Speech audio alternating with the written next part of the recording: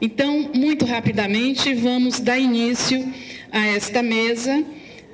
Essa mesa vai focalizar a questão de startup no ensino técnico, com EAD, e metodologias ativas e tecnologia na educação básica.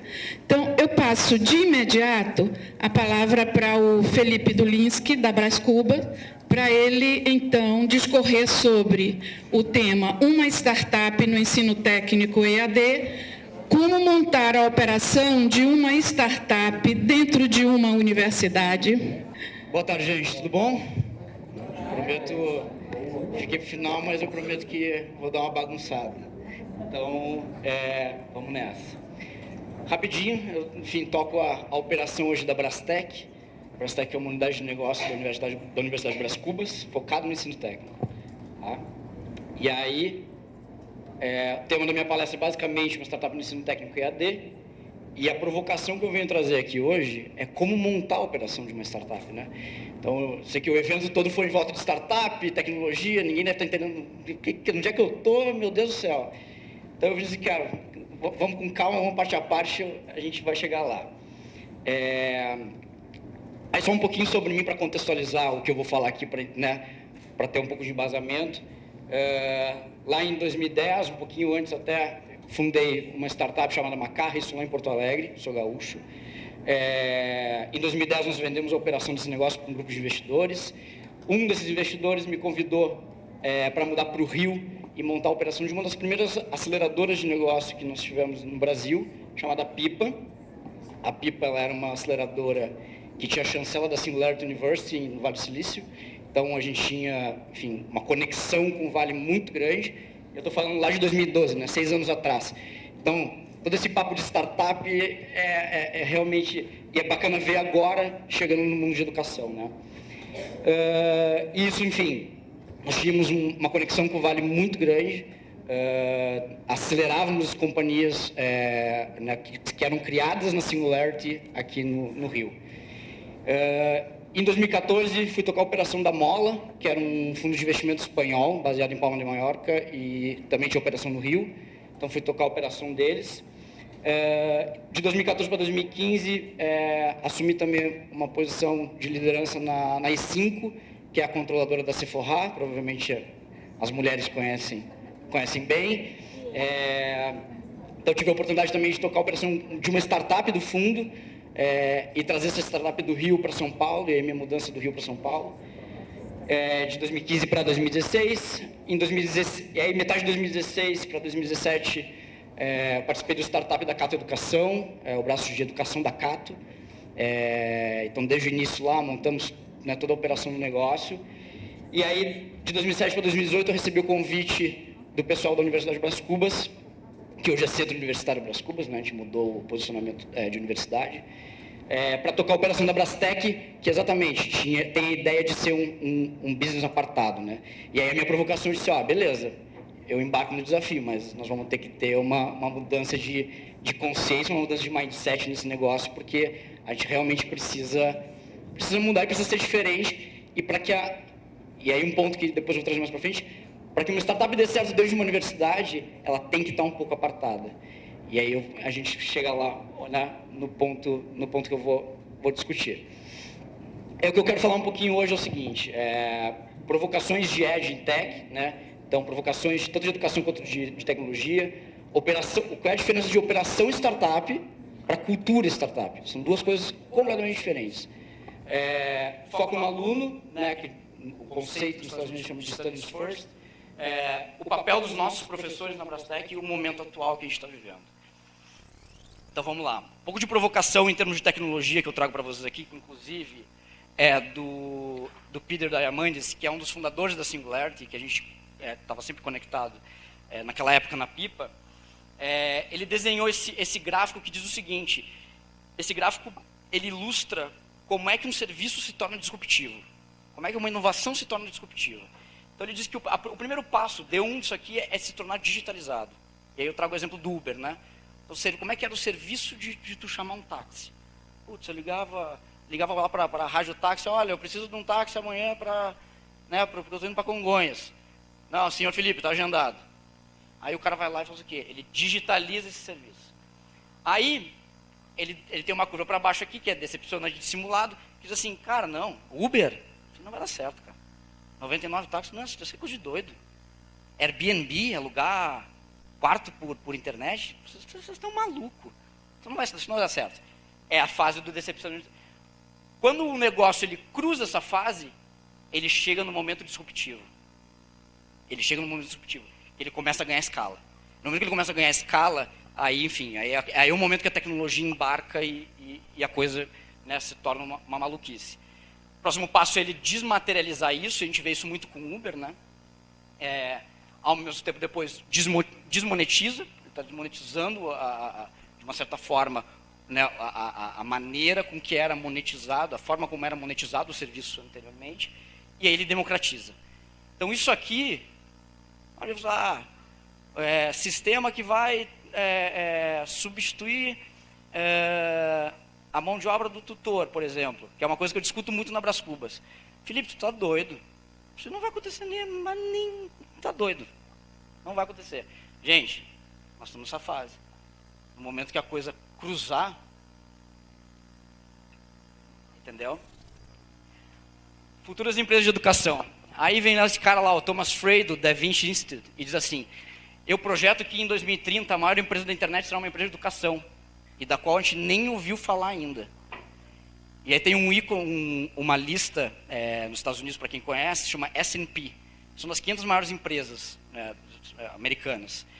E aí ele diz o seguinte, que em 2000, as empresas que vão estar no índice S&P em 2020 ou 2030, elas não existem ainda.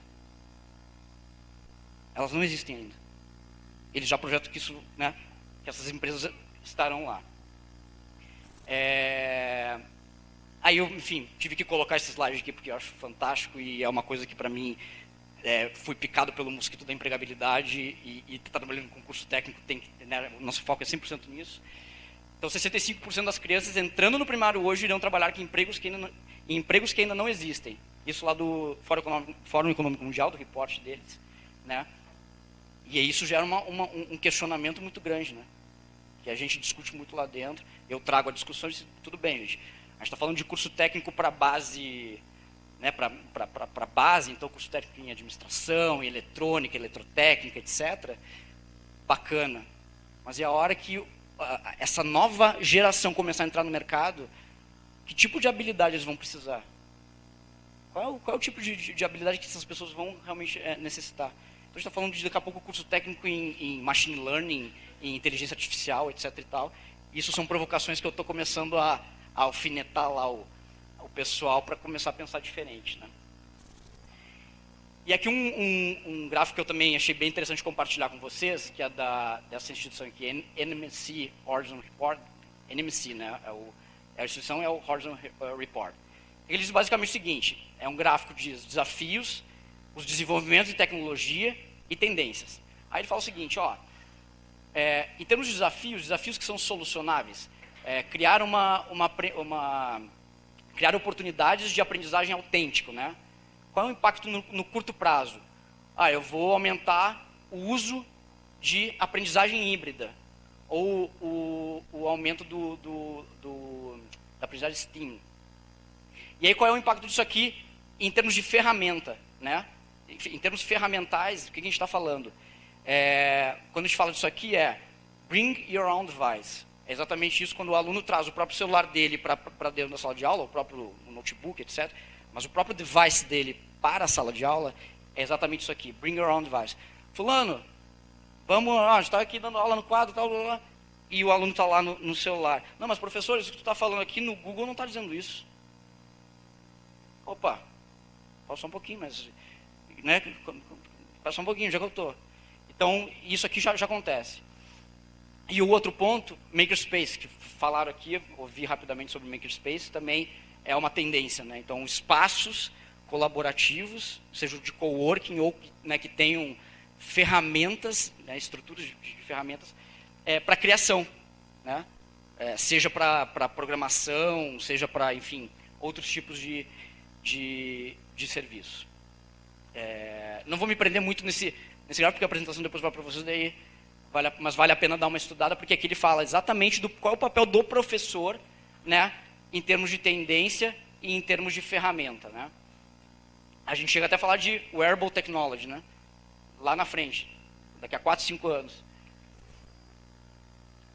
Aí o próximo slide, basicamente, se a gente, né, se as empresas não mudarem de consciência, de mentalidade, e hoje a gente fala exatamente disso aqui, né? As empresas, aqui existe um corte, então as empresas hoje elas têm um pensamento ignorante de se defender ou um pensamento arrogante de atacar. Mas as empresas que vão perseverar, as instituições de ensino que vão perdurar, são isso aqui, é isso aqui, são os que colaboram. E as que colaboram, eu não estou dizendo, colabora com o ambiente externo, com o mercado, e colaboram internamente, entre departamentos. Porque o que a gente vê, pelo menos o meu feeling do que eu já vi de instituições de ensino, às vezes, não, mas a campanha de marketing lá, não, mas o marketing conversa com vendas, com o comercial? Opa, pulei essa etapa. Então, assim, não existe colaboração, às vezes, entre departamentos, né? E são esses tipos de empresas que vão perdurar daqui para frente. E aqui uma provocação é: que mindset vocês estão trabalhando hoje? Já ouviram falar disso aqui? Mindset fixo ou de crescimento? Mindset fixo é quando chega alguém falando assim, ó, se não mudar, tu vai ficar parado, né? E a pessoa exatamente diz assim, não, opa, só um pouquinho, mas para onde é que eu vou, que passo que eu dou? E ela trava naquela limiar, ela diz assim, olha, cara, o meu mindset é fixo porque quando eu olho o desafio, eu travo por zona de conforto, ou travo por qualquer outra coisa. E aí eu não consigo adotar aquilo na velocidade certa, aí depois lá na frente diz, ah, não, mas o fulano lá já começou a fazer, ganhou tantos por cento de market share, etc e tal. Ou tu tem um mindset de crescimento. É exatamente o projeta, testa, erra, aprende, projeta, testa, erra, aprende, projeta, testa, erra, aprende. É um ciclo de qualidade que tu tem que girar muito rápido para fazer a coisa acontecer. E aqui, exatamente, botei uma foto provocativa, porque uma das vertentes de negócio que nós tínhamos na Pipa, naquela época, pelo fato de ser um modelo de fundo de investimento, em que a gente compra uma participação da empresa e só vai ter o retorno lá na frente, a gente precisa a gente precisa de caixa rápido. E a gente não vamos montar um programa de educação e vender para grandes empresas. E aí isso aqui era exatamente na sede da empresa, na sede da Pipa, né, no Rio. E aí esse carinha sentado aqui, que era o professor, nada mais, nada menos do que Fábio Coelho. Quem conhece Fábio Coelho? Presidente do Google no Brasil.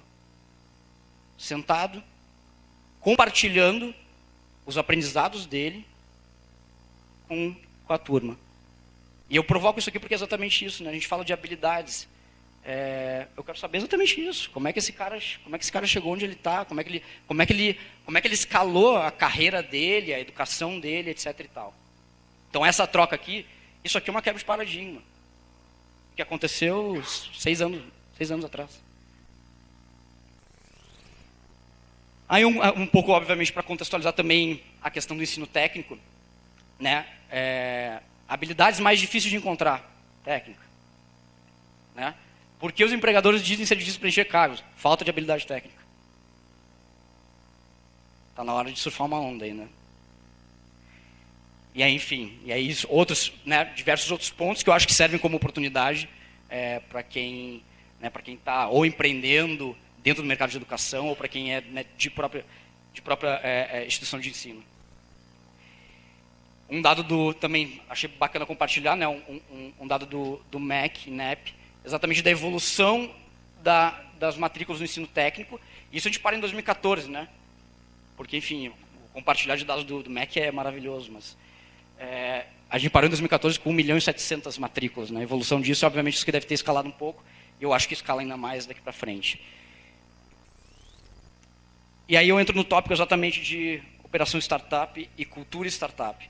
Eu acho que, né, quem está aqui já ouviu, acho, nos 2 dias, tanto de falar de startup. E aí eu quero dizer uma coisa, que startup, na verdade, não é uma empresa, não. Isso do meu aprendizado, de todos aqueles momentos que eu passei lá, startup não é uma empresa, ela é um momento de uma potencial empresa. A gente escuta assim, não, mas o PagSeguro é uma startup. Mas tem 100 funcionários, fatura não sei quantos milhões. Não. Eles deixaram de ser startup. Startup é um momento do negócio. Depois que tu passa aquele momento de validar produto, modelo de negócio, etc., tu deixou de ser startup. Passou a ser um negócio, passou a ser um business, uma companhia. Agora, o ponto é, se tu mantém a cultura startup ou não mantém. Essa é a diferença, tá? Então, depois do momento startup, o desafio é exatamente manter a cultura. E aí o meu ponto de estruturar uma operação startup, algumas coisas que eu bati, não bati de frente, mas encontrei na minha entrada dentro da Brás Cubas, foi exatamente esses pontos aqui, né?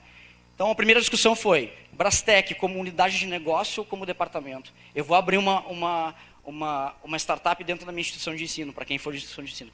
Vou sair daqui do evento, louco, vamos abrir uma startup. Agora nós vamos abrir uma startup.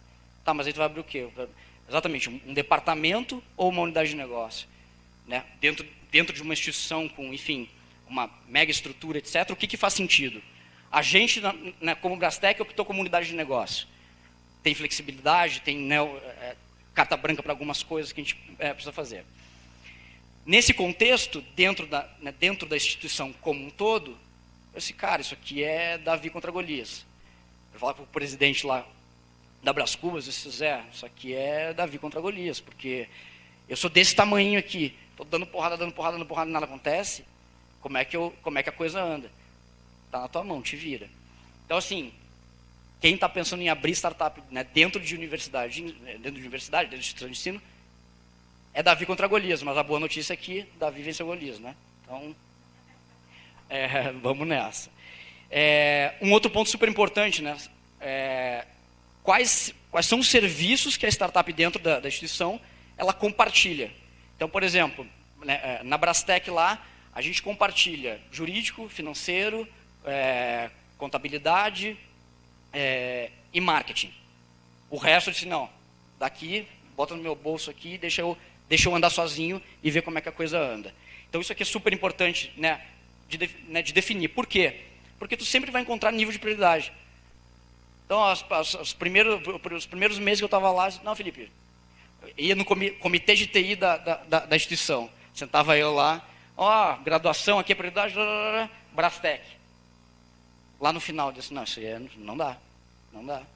Eu preciso ter agilidade, eu preciso crescer, eu preciso fazer com que a coisa ande. Então, assim, definir muito bem quais são os serviços que tu compartilha e quais não. E justamente por conta de nível de prioridade. E fluxo de informação, que foi um desafio que a gente encontrou lá. Mas o marketing não conversava com a área acadêmica.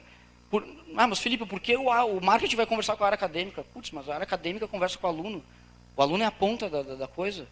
Se eu não estou sabendo o que o aluno está dizendo para a área acadêmica, e a área acadêmica não está dizendo, também tem uma relação com o marketing, assim, olha, o aluno não está vendo vídeo na plataforma.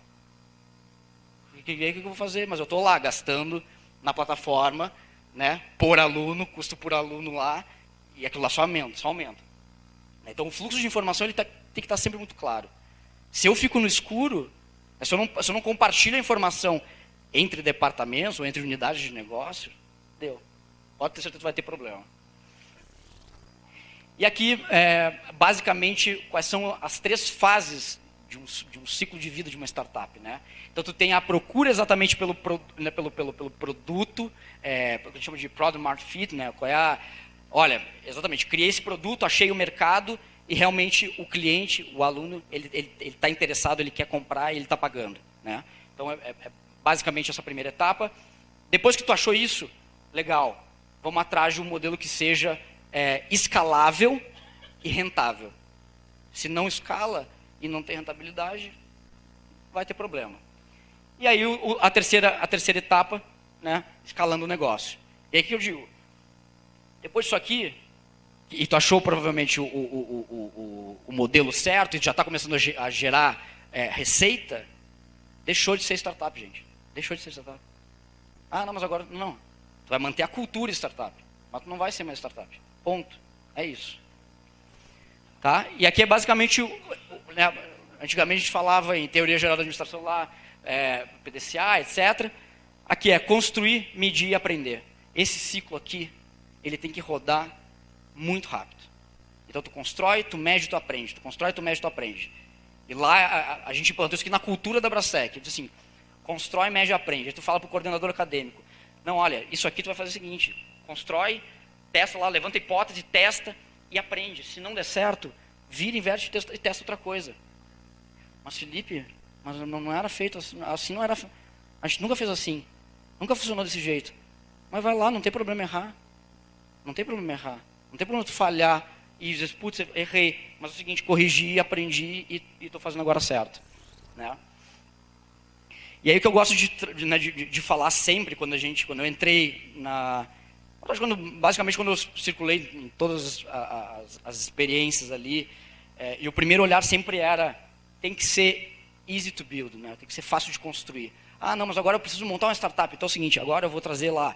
Aí tu começa a montar uma receita de bolo interminável, e não, agora vamos... E aí para executar isso, 5 anos. Esquece. Esquece. Tem que pensar na primeira coisa.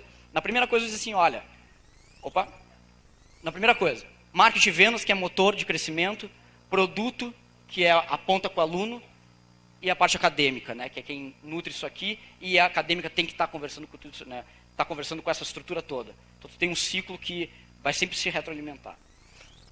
E aí eu coloco aqui, né, exatamente. A parte de aquisição, está falando marketing e vendas, e retenção de aluno, produto e acadêmico. É assim que a gente está girando na Brastek, esse é o olhar. E aí agora a gente fala de cultura de startup, né? Erro e falha são inerentes e essenciais ao processo. É o que eu falo para a minha equipe lá, assim, gente, erro e falha são essenciais ao processo. Se não errar e não falhar, obviamente tem que aprender, óbvio. Mas se não errar e não falhar, não vai dar certo. Levantamento de hipótese, teste para validar, mesura e executa. Ah, mas de onde surgem as hipóteses? É o que eu sempre escuto lá. Felipe, mas onde é que surge a hipótese? Escuta o aluno, pô. Tu não é o coordenador do curso? Não está lá na sala de aula? Fulano, como é que tá? Tá vendo vídeo? Tá fazendo as atividades na plataforma? Como é que tá? Quem tá achando? E anotando. É assim, é daqui que vem.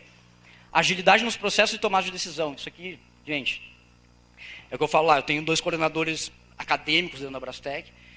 E aí tem coisa que eu digo, Felipe, a gente precisa validar aqui contigo. Gente, ó, é o seguinte, para. Vocês são coordenadores acadêmicos. Se vocês não tiverem um papel de gestor, de falar assim, olha, eu como gestor geral, vocês, olha, beleza, legal, isso aqui vocês têm completa autonomia para tomar decisão. Se vocês vierem validar comigo tudo, eu vou microagenciar vocês, sabe quando é que isso aqui vai andar? Nunca. Então, assim, roda, se der problema, se errar, der problema, a gente volta a ver o que errou e corrige. E, obviamente, engajamento e colaboração entre o time, né? E a pergunta é, como é que tu traz isso para a tua estrutura? Seja para uma estrutura que tu está criando agora, uma startup que tu está montando, ou para dentro da IS, exatamente como é que tu implanta isso. Outro olhar que a gente tem lá, que é o foco no aluno, e aí eu gosto muito de parametrizar isso entre pré, durante e depois, né? Então, o cara que é o estudante, ele não nos conhece ainda. E aí as perguntas que eu faço são essas aqui. Qual a mensagem que a gente está passando para os estudantes? Qual o perfil do nosso potencial aluno? Necessidade que o estudante... Isso aqui é com marketing da Brastek. Durante, o cara virou aluno da Brastek. Qual a experiência desse aluno com o curso? O aluno está realmente aprendendo? Como é que a gente mede isso? Como melhora a experiência desse aluno? Acadêmico. Aí depois, o pós, esse cara se formou com a Brastek. Ele tem que, de alguma forma, ter uma conexão conosco, né? Então, como é que a gente mantém a relação com os alunos? Como é que a gente apoia esses alunos depois de formado? Né? Quais são as ações, etc. E aí é um trabalho casado entre acadêmico e marketing. Não pode estar descasado isso aqui. Então, eu acho que essa visão de pré, durante e depois do aluno, do ciclo de vida do aluno, faz total sentido. E o que a gente tem testado lá tem funcionado basicamente tudo. E aí o papel do nosso professor, né? E aí que eu bato muito, que é uma coisa que eu sei que o professor, ele tem toda essa coisa do, não, o professor é intocável e tal, não sei o quê. E a gente teve agora, a gente criou um modelo de evento que eu disse, ó, todo final de semestre vai ter um evento com um grupo de professores da Brastek. A gente tem 8 professores. Aí eu botei todo mundo dentro da sala de aula e eu fui dar palestra para eles sobre tecnologia. Gente, olha o que está vindo pela frente. No final da palestra, estava todo mundo assim, meu Deus do céu, o que eu vou fazer? Ninguém entendeu nada. Eu assim, é exatamente para isso que eu trouxe vocês aqui. É para ninguém entender nada, para tirar vocês da zona de conforto e falar assim, ó, se a gente não trabalhar com base nesses pensamentos aqui, cara, quando é que a gente vai inovar em educação? Nunca. Nunca. A gente vai se manter a mesma coisa. Então, o papel do nosso professor e o perfil dele é de provocador, é de estimular o pensamento crítico desse aluno, é atuar como mentor, é ele ser a conexão do aluno com o mercado. Eu falei para ele assim, tu não tem um networking? Tu não veio no mercado, tu não tem networking? Tenho. Então, por isso é o seguinte, por que tu não é a ponte dele com o mercado? Por que tu não é o acesso dele ao teu networking? Não tinha parado para pensar nisso, Felipe. Entendeu? Desenvolvimento de habilidades, então é provocar a questão de desenvolver habilidades. E ele ser o catalisador do ponto de vista inicial. Porque às vezes o aluno está ali assim, ah, não, mas eu sei disso, mas não vou... O professor tem que ser, na Brastec isso é lei. É basicamente lei, tá? Então, eu coloquei para eles assim, ó, premissas para a mensuração de atuação e qualidade. Esse mesmo slide que eu apresentei para eles. Assim, isso aqui é premissa para eu mensurar a atuação de vocês e a qualidade de vocês. Então, assim, tem que aplicar. Aqui um pouco do nosso projeto pedagógico, que, enfim, não vou me prender muito nisso. Então, a gente é baseado em multiplataforma, então, são uma série de ferramentas que nós usamos para esse aluno. A gente tem uma atividade técnica prática, né, e ela corresponde a 20% da carga horária semestral. A gente tem lá o que nós chamamos de projeto integrador, o PSIL, que é o Projeto de Soluções Inovadoras Unificado. Então, a cada final de semestre, o aluno tem que apresentar um projeto. Ele vai para frente de uma banca de avaliadores, eu sou um deles. Assim, tu tem que montar um projeto empreendedor, um aplicativo, uma coisa para resolver um problema dentro da área do mercado do teu curso. Aí agora nós tivemos, nossa, foi show de aplicativo para corrigir fila no hospital, olha, foi genial. O desafio técnico, né, que é aí exatamente, hoje a gente faz individualmente ou em grupo, isso a gente está testando muito, e aí obviamente o AVA. E aqui um pouquinho da nossa, como é que a gente está hoje, né? Então hoje de Brastec a gente tem 11 cursos, 8 professores EAD, 3 tutores EAD, 2 coordenadores. A gente rodou agora o primeiro semestre, a gente tem 300 alunos, a gente está fechando a captação 2018.2 agora, a meta é chegar a 1.200 alunos no final do ano. A gente está atuando só na região de Mogi, das Cruzes e Alto Tietê, e a ideia é obviamente expandir. A gente ainda tem uma rebarba lá de curso técnico presencial por causa do Pronatec, que eu falei assim, cara, pelo amor de Deus, encerra isso, porque é só dor de cabeça. E aí, final do ano agora, a gente vira 100% para EAD. Nossos cursos mais procurados, administração, enfermagem e segurança do trabalho, foco 100% na empregabilidade. A gente produz o conteúdo internamente, então a gente está investindo para produzir esse conteúdo, porque, enfim, nosso olhar depois é fazer algumas coisas com esse conteúdo. E é isso, gente. Essa foi a provocação. Está aqui meus contatos. Sinto-se à vontade de compartilhar, de a gente trocar. 100% portas abertas. Muito obrigado.